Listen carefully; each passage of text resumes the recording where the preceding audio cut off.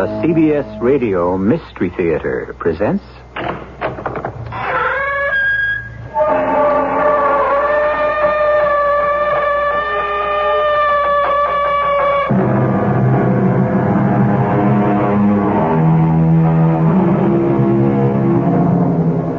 Come in.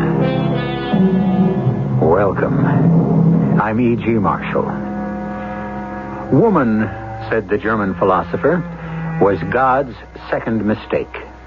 And therefore the implication should be clear.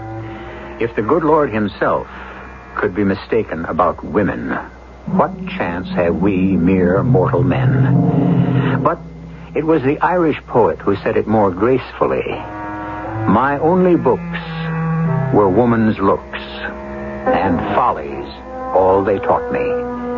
For the next hour, our subject is woman, and equal parts folly and wisdom. Rachel! Rachel! Wake up, Rachel! I must have been asleep. Rachel! Whose voice is that? Rachel! Have you forgotten me already? Isaac! Yes. But they killed you. I saw them kill you. I've come back to you. Then it's a mistake. You didn't die. No, it wasn't a mistake. I died. I did die.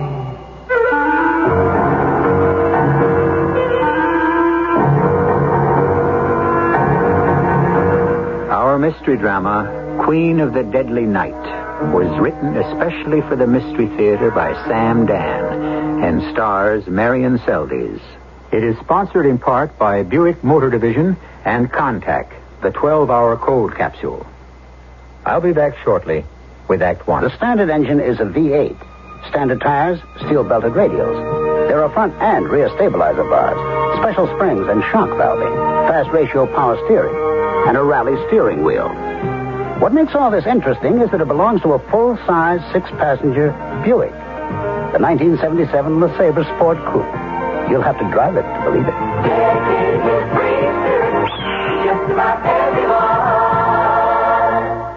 Did you realize you're slowly becoming part of the fastest-growing minority in this country? What? Would you mind standing up for a minute? Huh? Hey, where are you going with my rocker? Are you willing to take old age sitting down? Sitting? You are going to be old someday. All right. But you didn't have to take my rocker to prove your point, did you? You have to get off your rocker to stand up. Stand up, or be prepared to just sit back and rock your life away. Oh, I see what you mean. This message has been brought to you by this station, the Advertising Council, and the National Council on the Aging. Thank you. Think about it. Is your fire extinguisher within easy reach, and do you really know how to use it? Last year, over 2.5 million kitchen fire victims wished they had thought about it. Unfortunately, many small fires that start here in the kitchen turn into devastating blazes. Underwriters Laboratories field engineer Ray McNabb says that's because people try to fight kitchen fires with water. Cooking fires caused by fat, oil, or grease should be smothered, not soaked. The best way to smother a fire is with a fire extinguisher. Only problem is, most folks hide their extinguishers. They serve no purpose hidden in a closet or in an area where a fire may start, like above a stove. Place it where you can see it and grab it. Remember, get everyone outside, call the fire department, start your extinguisher, and... Aim the nozzle at the base of the fire, sweeping from side to side, and watch out for a reflash. Think about it. A public service from UL and this station.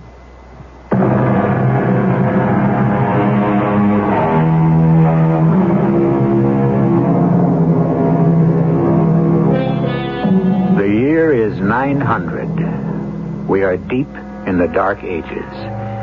It has been 500 years since the civilization of the Roman Empire has been blotted out. It will be 500 more till the world will awaken to the light of the Renaissance. The year 900. A bad time to be weak or poor or a woman, especially a woman. And our tale concerns a woman. Her name was Rachel. She lived in Clairvaux, a tiny village near Paris. which wasn't much bigger than a village itself in those days.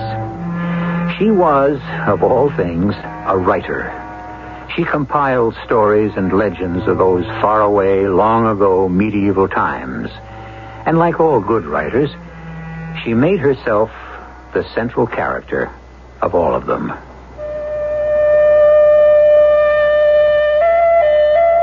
I am Rachel, daughter of Asher Ben Zvi of Clairvaux, in the land of the Franks. I have traveled the face of this earth, and I am a very old woman now. And I have come back here to be buried with my ancestors. I have been a slave, and I have been a queen. And I have found good points in each. I've been away for many years. No one even remembers why I left. I'm not even sure they know who I am. But the rabbi and his wife shelter me out of the goodness of their hearts. Poor folk, they have little enough as it is. And yet, it could have been so different. So different. I write this chronicle to show how different the world could have been. And so, I shall go back many years to when I was a young girl in my father's house here in Clairvaux. Rachel? Yes, Father? Isaac is here. Isaac here? No. But doesn't he know it's bad luck to see one's bride before the ceremony on the wedding day? You'd better talk with him, my dear. Something's wrong. Well... What is it? Oh, nothing, I hope. That is, I hope it's nothing more than the natural feeling of apprehension that so many young men feel on their wedding day. Father, something's the matter. Well, I just thought I'd come in here to prepare you for... Well, you'll just have to be patient with him. Isaac, please come in here. Now remember, child, he needs understanding. Isaac? Hello, Rachel. I know that you both will excuse me. What is it, Isaac? I don't think we should get married. Or are you trying to say you don't love me? No. I love you. Well, then. Rachel, have we the right to marry? To bring children into the world? Well, this world? Isaac, this is the only world there is. You know how difficult, how dangerous life is for us. Yes? If only we could fight back. We're too few. We're weak. I know. It's only... Oh, Rachel, I was not born to be a scholar like my father, or a doctor like your father, or a craftsman. I have no skill with copper or silver or gold. I was meant to be a soldier. A soldier? Yes, I have skill with the sword and the bow. But you cannot be a soldier. The law even forbids you to carry arms. I know. You must submit to whatever the Lord has in store for you. Yes. But why did the Lord give me such an appetite for fighting and no way to satisfy it? Well, suppose you were permitted to become a soldier. You speak of how uncertain life is now. Imagine how almost everybody in the army dies in the war. At least you die fighting. Well, is that so important? Yes, it is. To me. Well, I still want us to be married, Isaac. Then, Rachel, we shall be married tonight. I still want us to be married, Isaac. With those words, I condemned him to death. I pronounced the sentence of doom on my beloved. And I changed the course of my entire life. Had I not insisted on marriage, I might never have left the village of Clairvaux. Well, there's no point in thinking about that. After Isaac had left, my father came back into the room. And what have you decided, my child? We will be married. But, Father, is it the wise course? It is the only course. Our mission is to survive. Father, I'm afraid. Afraid for Isaac. He has a quick temper. It's true. He refuses to be humble. And it's because he has too much strength. Oh, no, child. He hasn't strength enough. Anyone can strike out in anger. Oh, Father, if only... Yes? I was about to say something silly. I was going to say, if only there was a land where our people could walk tall and straight. No one walks tall and straight anywhere, except for a few nobles. Father, who are the Khazars? Why? Well, I read of them in one of your books. It is a kingdom. A Jewish kingdom. Where? No one can be sure. Some say Persia, some say Turkey. A kingdom. A realm. Well, perhaps it's only a fable. But think how wonderful it would be, Father. Rachel, in the first place, there is no way of getting there. In the second, it probably doesn't even exist. And now you must help your mother prepare food for the wedding feast. Oh, yes, the wedding feast. I don't like to think about it, but if I'm going to tell my story, I must tell everything. All of us, everyone in our tiny community, had gathered in the courtyard of my father's house. Torches made the scene as bright as day. And Isaac and I were married under the stars. And there was much happiness and laughter and drinking of wine.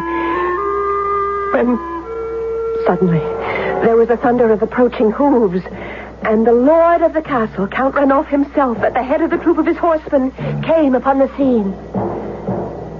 Everything became quiet. So quiet, it could have been the stillness of death. Finally, my father stepped forward. Greetings to your highness, Count Ranulph. I see you heathen dogs are feasting. What is the occasion? Ah, a wedding. Why was I not informed? Well, your highness... No, this will not do. It will not do at all.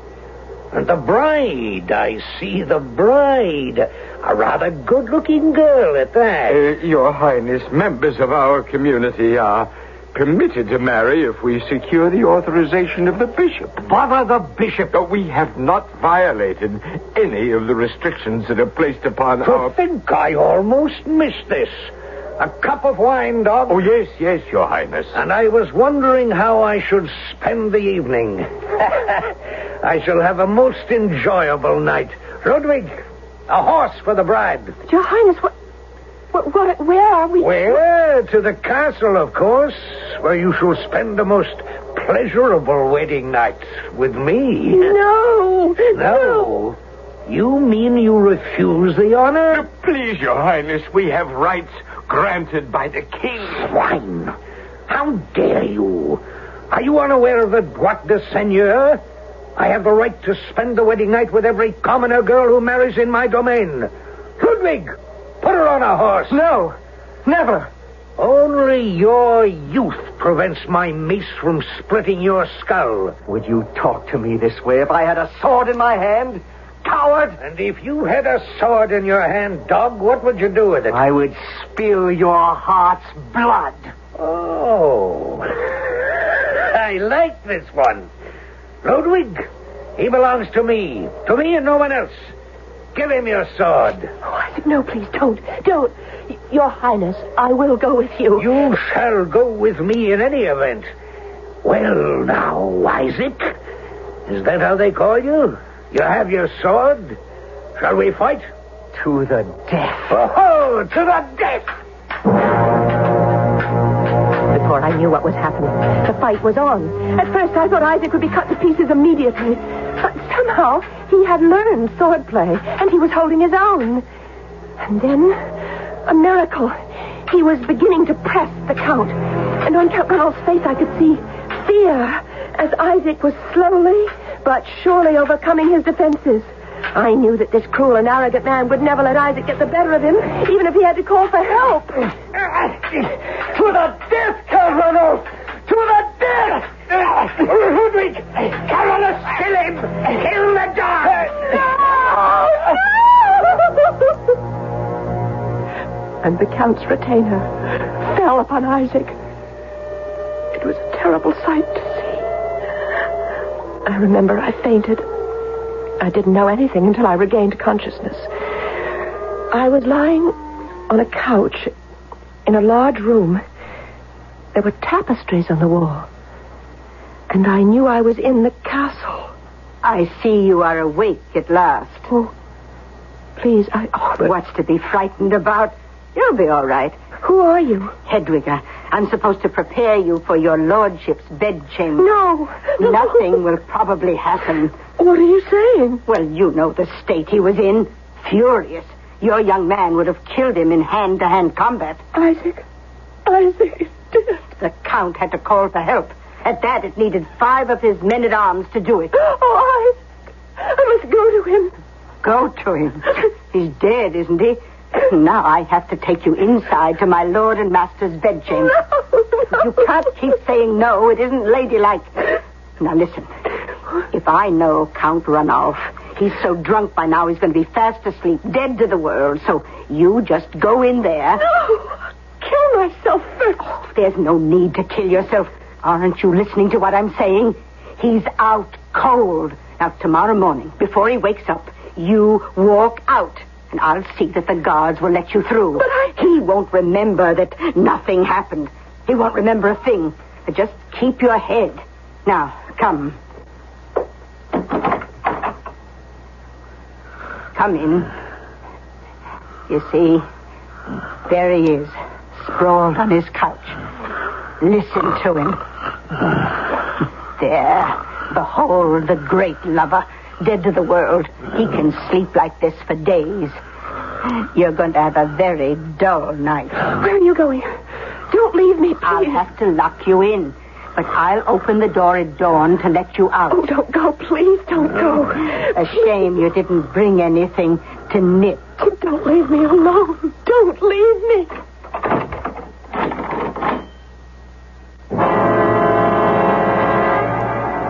The droit de seigneur, the right of the lord of the manor.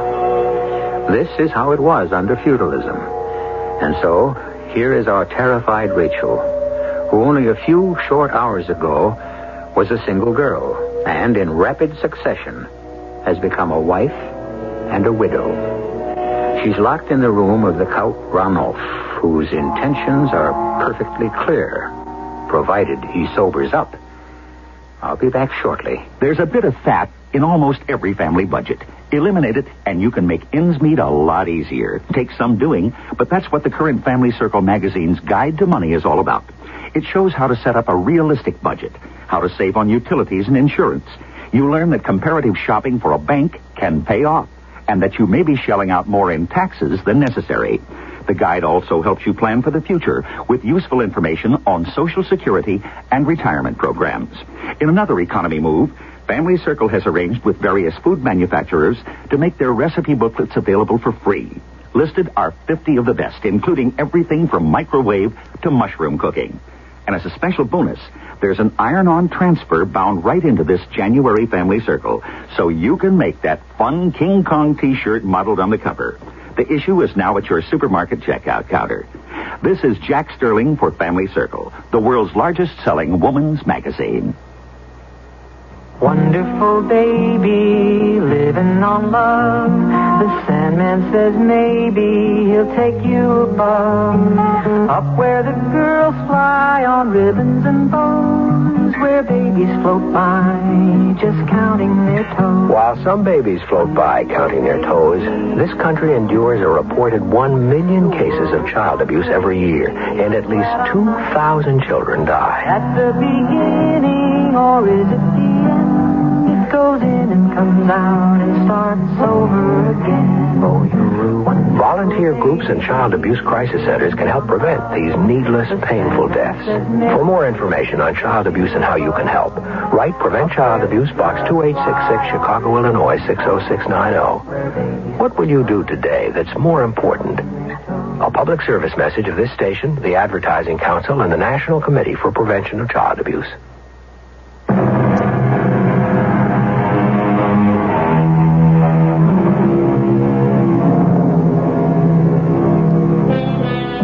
We've had a rapid series of events. We've been listening to the story of a medieval writer, a woman who lived in France in the 10th century. On her wedding night, the lord of the manor killed her bridegroom and took her to his castle. where she now awaits his pleasure. That was a pretty usual state of affairs during the 10th century, in most places. I was terrified. Even in his drunken sleep, his face was arrogant, cruel, a face without mercy, a man incapable of kindness. I thought about what had happened within the space of just a few hours. Isaac, my bridegroom, dead at the hands of this devil in human form, and I, not just bereaved, but disgraced. And then suddenly, my fear vanished. In its place, I felt a cold resolve. I would kill myself. It was the only way out. I would kill myself. His dagger was lying on a bench near the bed, a dagger with a jeweled hilt. And silently, I removed it from its silver scabbard. Thin, sharp, deadly, gleaming steel. It would be the work of a moment to plunge it into my heart. Rachel. Who is that? My dearest Rachel. Have you forgotten me so soon? Isaac. Yes. Isaac. My husband. Your husband. Your martyred husband. Isaac, it's you. And you're alive. No, I'm dead. Then why do I hear you so clearly? No, you're alive. I hear you. Oh, why can't I see you? I'm dead, Rachel. Dead. Avenge me. Avenge you? Oh, Rachel. Be like Judith in the tent of Holofernes. Yes, I shall kill him. And then I shall kill myself. No. Fly from here. Where could I go? To the land of the Khazars. A people like us. But a warrior people. A warrior people? But our people haven't been warriors since the days of King David. The Khazars are warriors. It is said they have descended from the 10 lost tribes. What will I do there? You shall rule. Me? What do I know about... You shall be a queen. I'm dreaming. I'm having a nightmare. No. You are awake. Listen to me. Go to the land of the Khazars. I don't even know where it is. To the east, somewhere. How can I find it? If it is the will of God, He will show you the way. Oh, such a journey. And the lands are filled with bandits and thieves. God will protect you. No, I'm frightened. Had I lived, you would have gone with me. Oh, Isaac, let me die, and I will come to you. What are you saying? To take one's own life is a terrible sin. But my life is of no use to me now. You have a destiny. You are to become queen of the Khazars. Me? Queen? Why not you? But I have no desire to... Find the land of the Khazars and make it a place where all of our people may take refuge. It's your destiny. But first, you must kill him. Avenge me. It takes only a moment, and it is done. See? Just below the chest, and to the left, slightly to the left. I will guide you, my beloved. I will guide you. No, not while he sleeps. Were he awake, you could never kill him. Oh, Isaac. You must help me. Yes, I shall help you. Hold the dagger tightly. And now, raise it high, and with all your strength, down!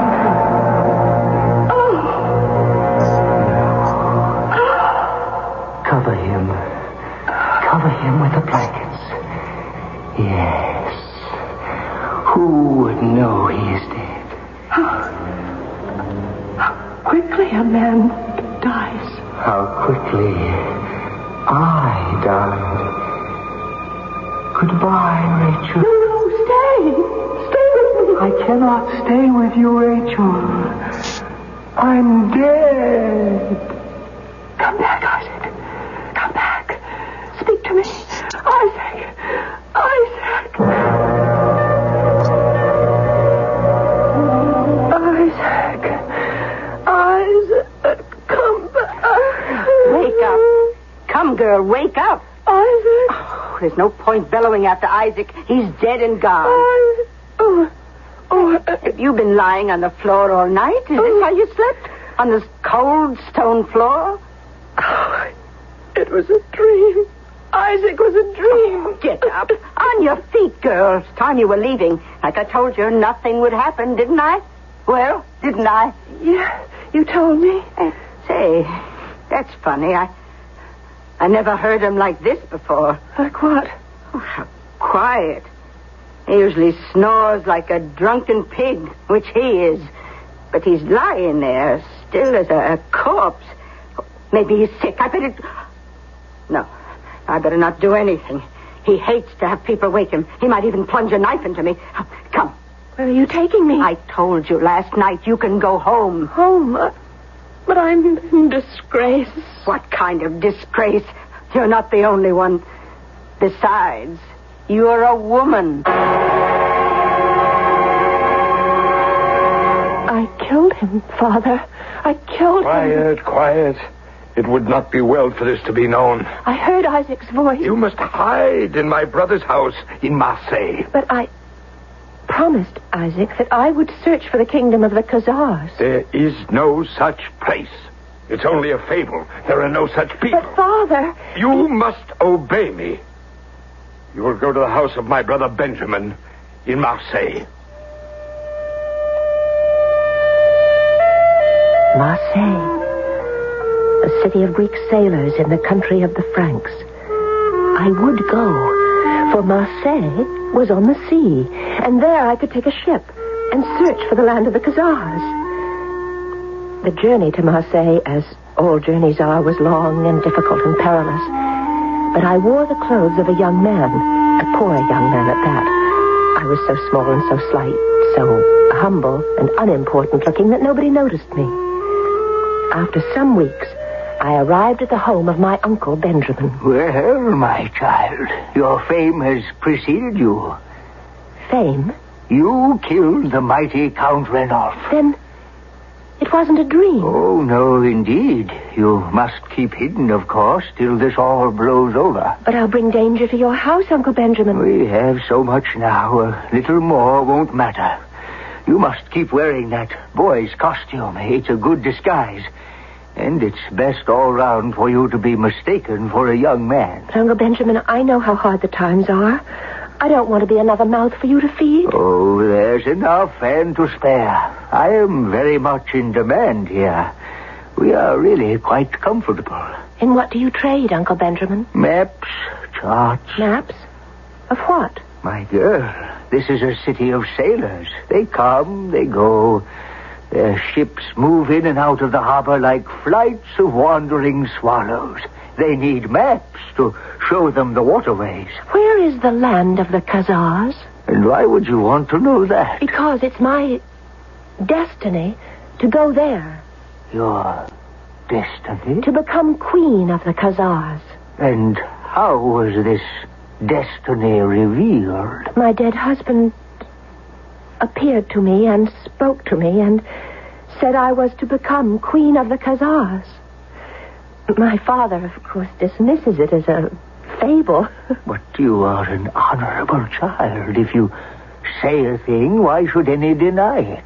Tell me, where is the land of the Khazars? I don't know, but I will ask. Who? The sailors who come into my shop. Surely one of them will have heard of it. Meanwhile, you have work to do. Work? Yes, work. If you are to be queen, you must prepare yourself. How? You are just a girl from the country. You must acquire wisdom so that you will be a good ruler. But how may I acquire wisdom? By reading books. We have many books in this house. Oh, Uncle Benjamin, I simply can't stay here and just read. And while you are reading, I shall be making inquiries. I became lost in my books. The more I learned, the more I discovered how little I knew. And how much I must study. A year went by, 2 years, perhaps even 3 or 4, I can't remember. As I say, I was lost in the books. And then one day, while sitting quietly and reading, I heard my uncle's voice. Child! Come out here! Yes, Uncle? Sit. Olaf, this is my nephew. Child, this is Olaf, the Viking. You wish to know about the land of the Khazars? Yes.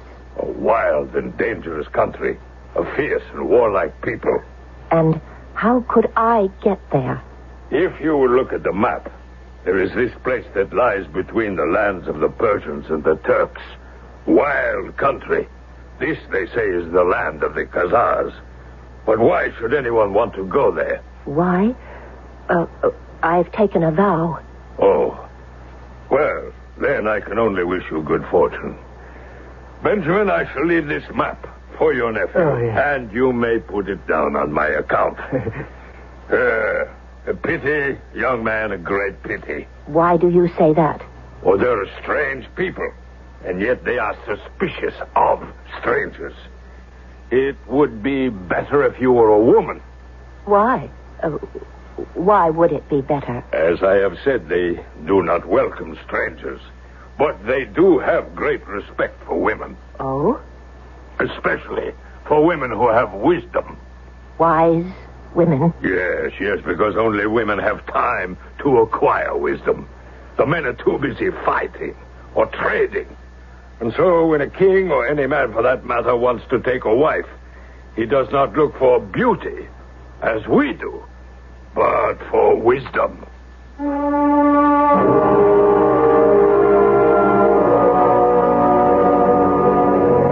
There you go. Destiny. Destiny. It seems to be leading the way to its own fulfillment. So far, everything our Rachel has done has taken her a step further along the road. But the perilous journey is still ahead. What shall await her once she arrives there? Well, I shall arrive with the third act in just a few moments. The 1977 Buick Regal. It comes with Buick's terrific V6 engine. It carries 6 people and lots of Buick comfort. It's lean. It's maneuverable in city traffic. It's the most luxurious mid-sized car Buick builds. Yeah, this new Regal is pretty much everything a car should be. Except for one thing. It isn't yours yet. But it can be. Just see your Buick dealer for a test drive. Soon.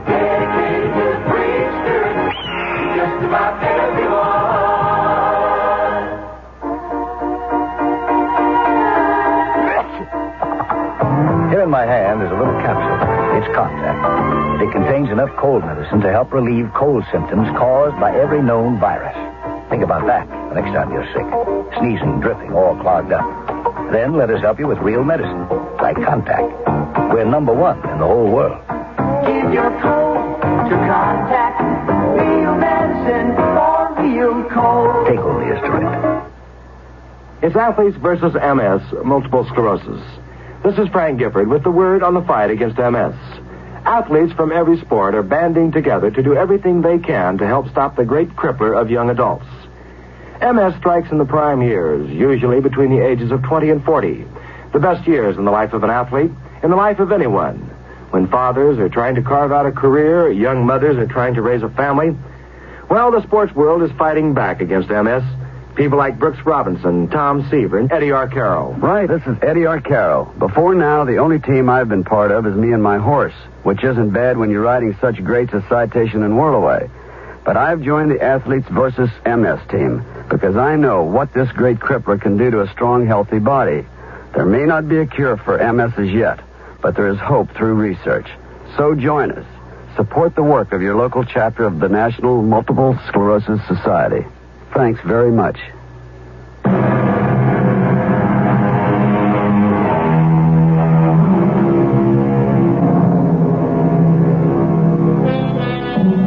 We're listening to a story being told by a medieval writer, Rachel of Clairvaux. It is by now an old legend about this fabulous woman who was born at least 1,000 years before her time. It is the story of an incredible journey, and the boat is about to sail. For the first time, I believed it.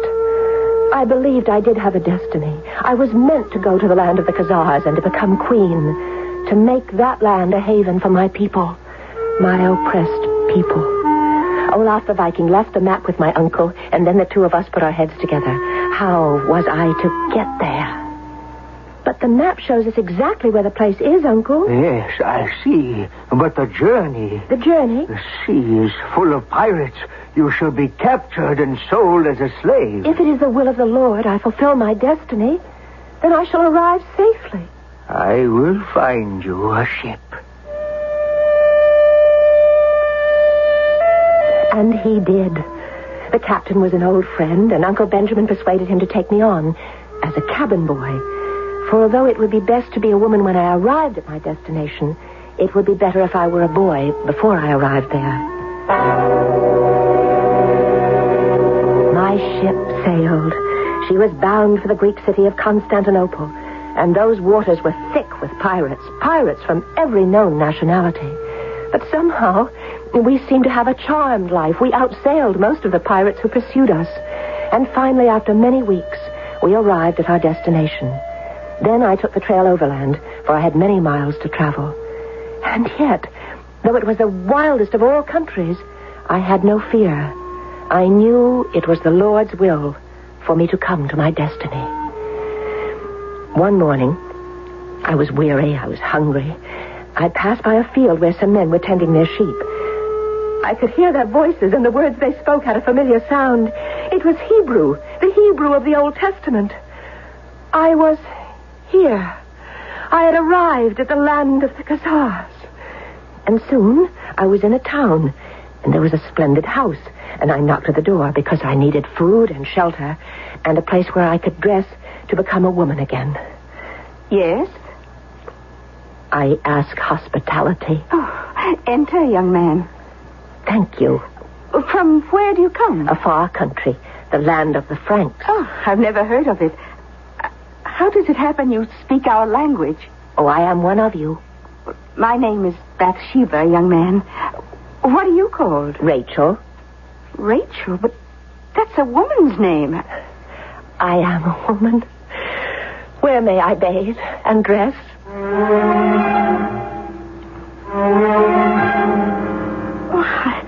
I never would have believed it.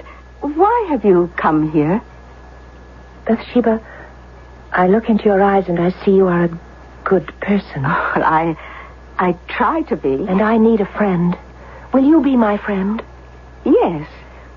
I need someone to talk to. It's been so long since I could pour my heart out to someone. Oh, I understand. May I confide in you? Of course. I am here to fulfill my destiny. Your destiny? I am to become queen of the Khazars. Oh, well, then you've arrived in a good time. Even now, the king is looking for a wife. Then it's true. What Isaac told me is true. I am to be queen. Now, the queen must be the wisest woman in the kingdom. Are you wise? Well, the Lord will give me whatever wisdom is necessary at the proper time. Well, the king has proclaimed that he will marry the woman who can answer 3 questions. Well, I'll know the answers when the time comes. What are the questions? No one has appeared, and so the king has not yet asked. Well, I shall go to the court at once. One moment. Why? Why should I delay? Uriel? Asriel, come in here at once. Lock her in the cellar. Why? What are you doing? 2 tall, strong men seized me and carried me to a room deep under the ground. They locked the door and left me. And do you wish to know what was happening while I sat there, trembling? Very well, I will tell you. Bathsheba, my false friend, presented herself before the king. Your Majesty, I have come to answer the 3 questions. And what is your name? I am Bathsheba, widow of Nathaniel. Very well, Bathsheba. You're good to look upon. And if you are wise, you shall become our queen. The first question: how far is it from the sun to the earth? Can you give a truthful answer? How far is it from the sun to the earth? Oh, Your Majesty, this is a difficult question. May I retire to make the proper calculations? You have our permission. Well, speak. How far is it from the sun to the earth? I won't tell you.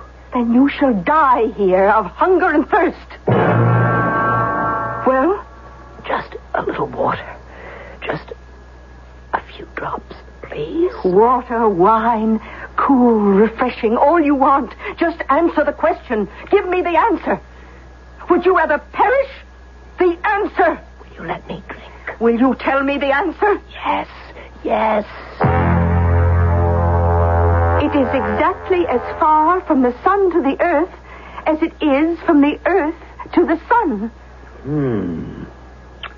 That must be accepted as a truth. It cannot be denied. Very well, Bathsheba. You are 1/3 the queen. Now for the second question. Listen, what is it that in the morning crawls about on 4 legs, at noon walks erect on 2, and at dusk creeps about on 3? I don't know. You know. I don't know. I tell you, I just don't know. Then stay here in this cellar. Starve.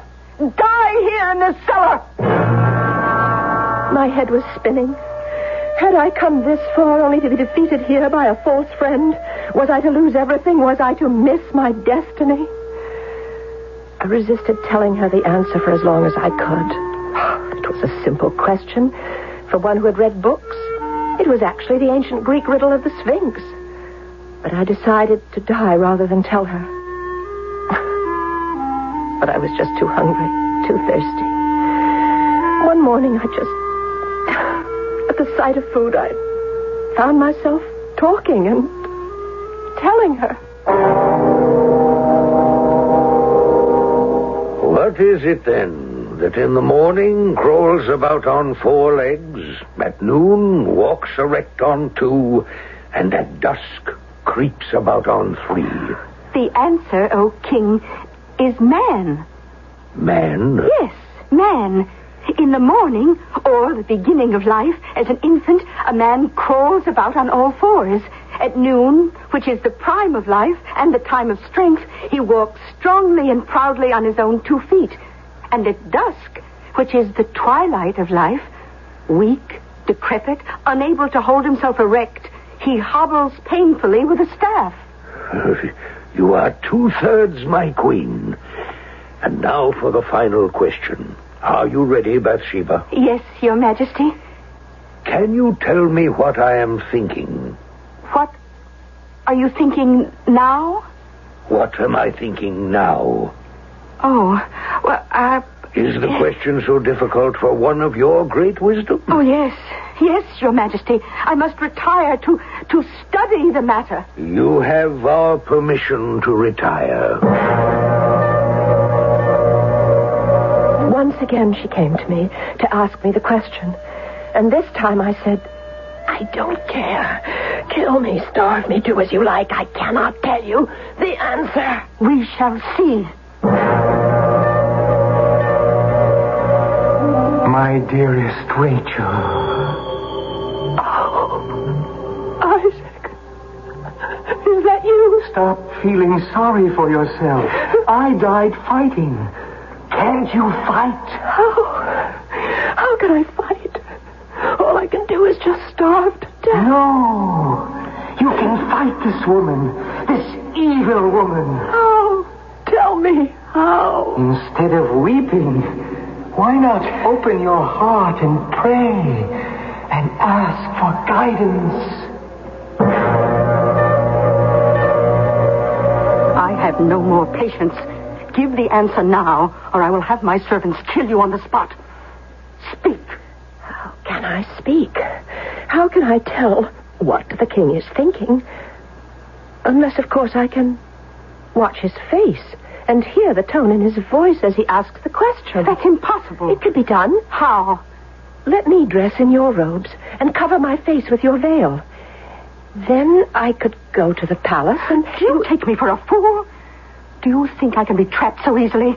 Once I let you go, you would never come back. I promise I shall not try to escape. Why should I believe you?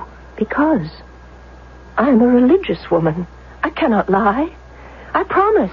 I shall not try to escape. Very well. We shall exchange clothes.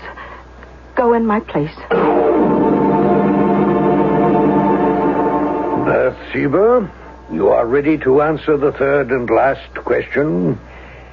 Can you tell me what I am thinking? Of course. Your Majesty is thinking that I am Bathsheba, widow of Nathaniel, when in reality I am Rachel, daughter of Asher ben Zvi, from the land of the Franks. What? It is true, Your Majesty. Remove your veil.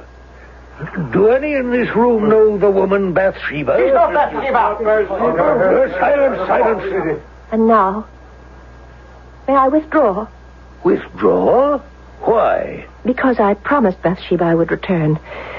You see, she has held me prisoner in her cellar and made me furnish the answers to your questions.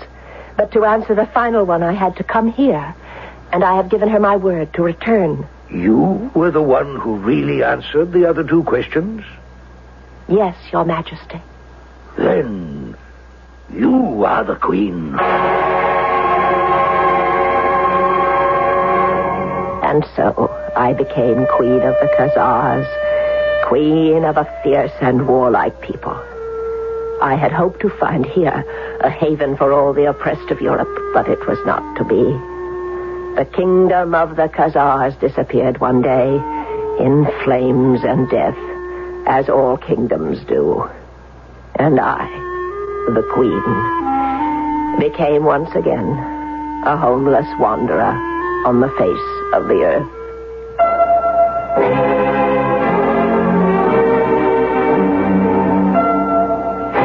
Don't say we never give you a happy ending. After all, we've told you about a lone, defenseless woman who lived during one of the most hazardous periods in history. And we've given her a full share of happiness, adventure, love, some sorrow, true, but ripe, contented old age. Could you ask for more? I shall return shortly. Just in time for Christmas, True Value hardware stores offer an expensive-looking watch at an inexpensive price. Hi, Pat Summerall to tell you about the Time Band Ladies Watch from Fairchild, the first low-priced digital watch that doesn't look inexpensive. It's stylishly slim, elegantly contoured, and has the dependable 5-function performance of expensive electronic digitals. It shows hours, minutes, month, day, and seconds on command. Has a quartz crystal that makes it capable of accuracy to within 1 minute a year. A calendar that automatically adjusts to the proper number of days in each month, so you only have to adjust it on leap year. And the Time Band Ladies Watch from your True Value hardware store is entirely solid state, so there are no moving parts to wear out, oil, or maintain. Get the expensive-looking Fairchild Time Band Ladies Watch for as low as $29.95 at participating True Value hardware stores. Remember, True Value, more than just a name, their way of doing business.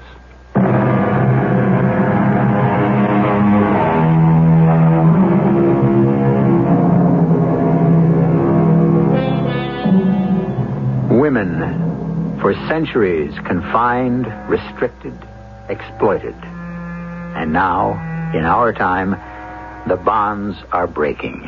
Now women are rising. And what it signifies, we cannot say.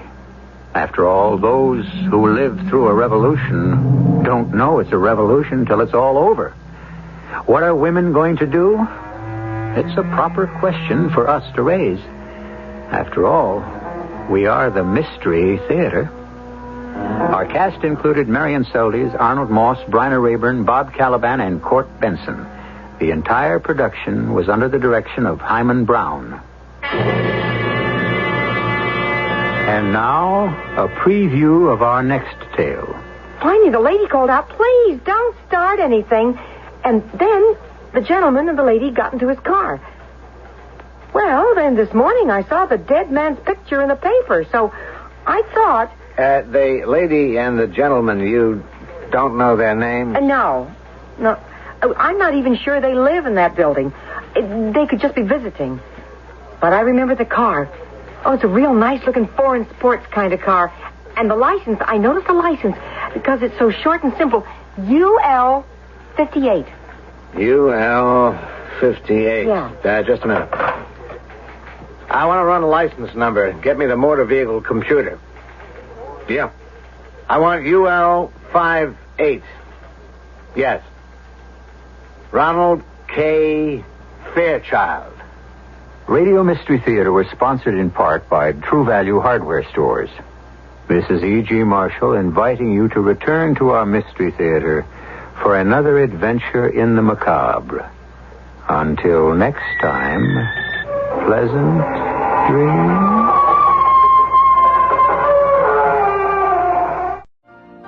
You've been listening to the OTR Gold Network. Find more classic radio at otrgold.com.